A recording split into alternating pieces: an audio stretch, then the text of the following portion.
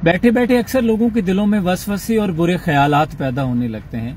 ये एक नेचुरल सा अमल है। बहुत से लोगों को नमाज के दौरान भी वसवसे आते हैं, बुरे बुरे ख्यालात आते हैं। इस पे परेशान होने की हरगिज जरूरत नहीं। हदीस मुबारक मौजूद है बुखारी शरीफ, तिरमिज़ी, इब्ने माजा, सही मुस्लिम, तमाम किताबों में मुस्नद हदीस मुबारक है। हुजूर अकरम सल्लल्लाहु अलैहि वसल्लम ने इरशाद फरमाया कि अल्लाह ने मेरी उम्मत के दिलों में आने वाले वसवसे और बुरे ख्यालात को माफ कर दिया है, जब तक कि वो इनको जुबान पर न लाएं और इन पर अमल पैरा ना हो जाएं। यानी आपके दिमाग में एक बुरा ख्याल आया, आपने उसको अमली जामा पहना दिया, तब आपको इसका गुनाह है जो आपने गुनाह किया, लेकिन सिर्फ ख्याल की हद तक रहा, इसका आप पर कोई गुनाह नहीं। और अपनी सोच को पाक करने के लिए नजर की हिफाजत भी जरूरी है।